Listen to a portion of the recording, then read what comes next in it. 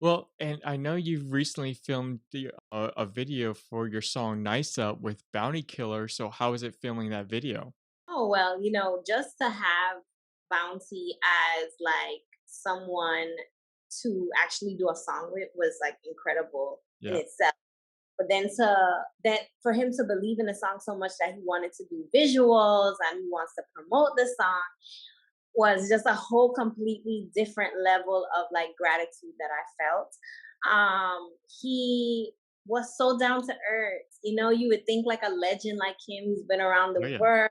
He's been doing this for 30 plus years, but he was so down to earth. He was so cool and he really enjoyed himself. So the video is basically like a house party.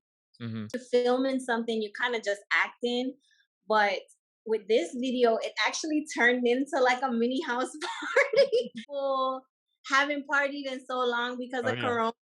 Even pretending like we were having a party made Oh it yeah. feel, wow, we really needed this. So it actually turned into like a real house party. And I think once the video drops, that's coming really soon.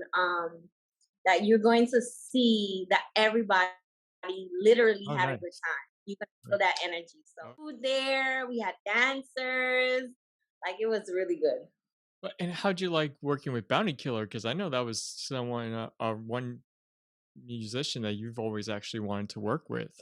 Yeah, like you know, Bounty is just a staple in reggae and dancehall. Like if you're gonna talk about dancehall music, you gotta talk about Bounty. And so just working with him and just being in his presence was, like I said, just a feeling of like gratitude.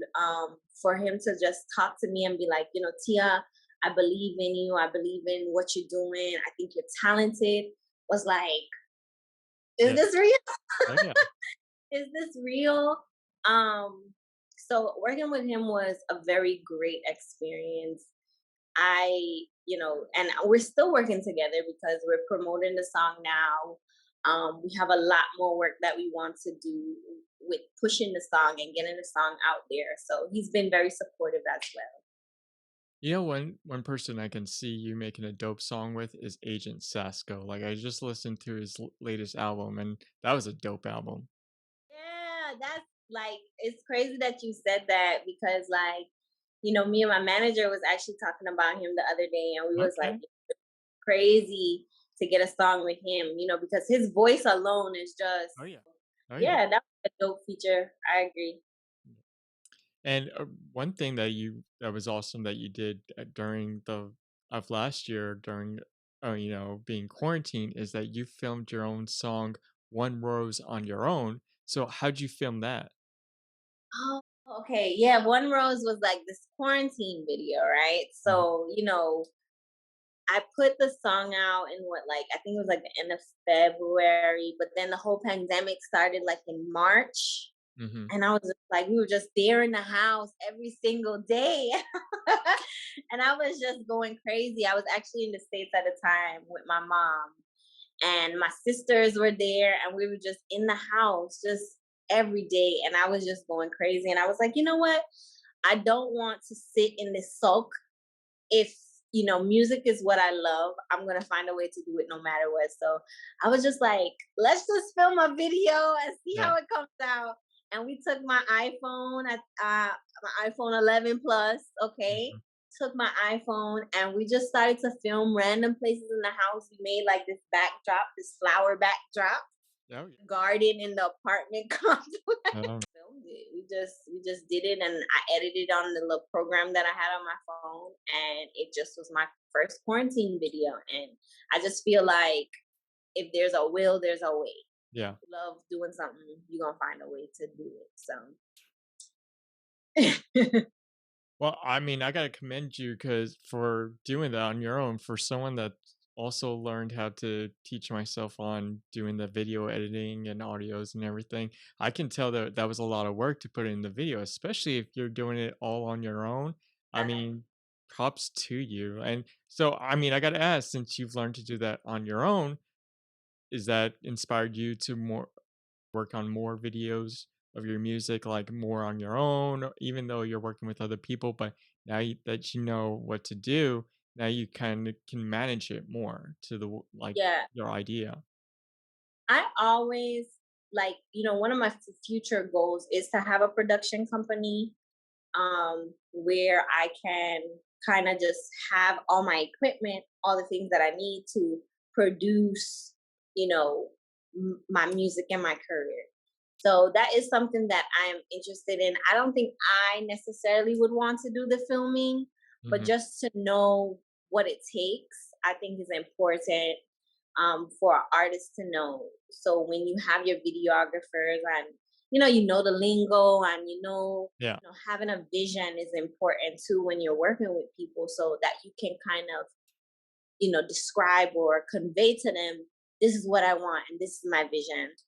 So right now I'm working with a guy named Chris ICJ's.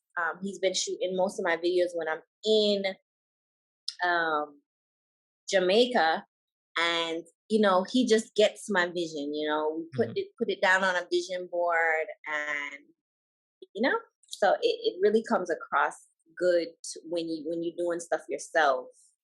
You know.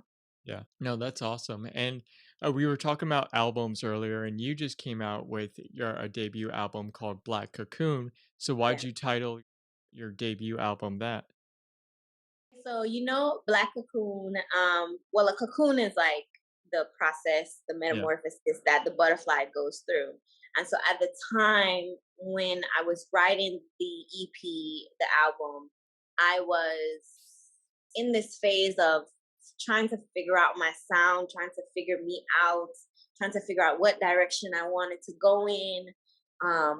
Just mentally trying to get myself together, and I was like, this is like a process from going from a caterpillar into this cocoon. I don't feel like I'm a butterfly yet, because I feel like Hmm. the butterfly is when you reached Oh yeah. that transition of becoming who I envision myself to be as an artist. So that's why I named it Black Cocoon.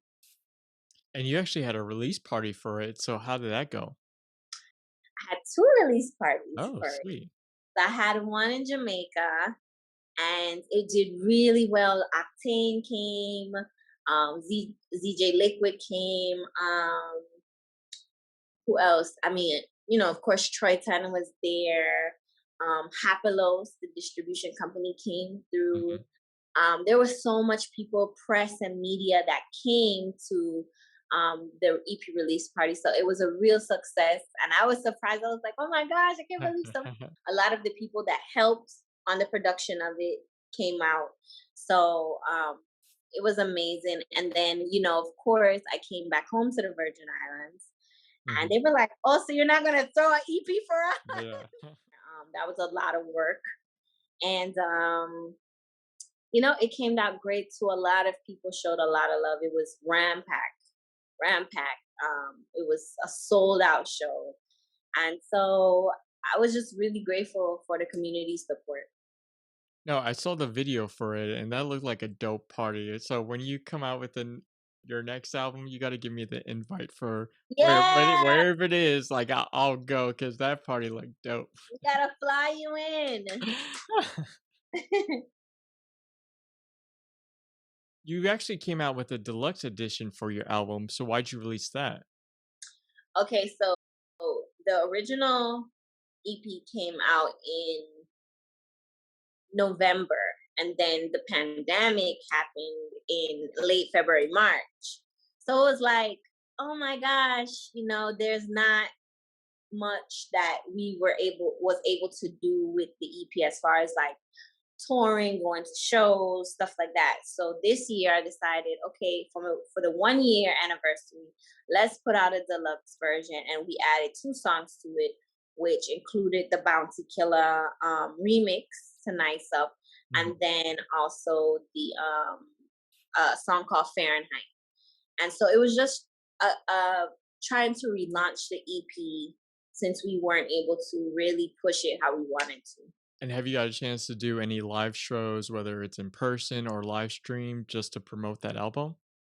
Yeah, we actually did a live stream with Hapelos, the distribution company, maybe a month ago, and we have some other plans coming up to do more shows and stuff.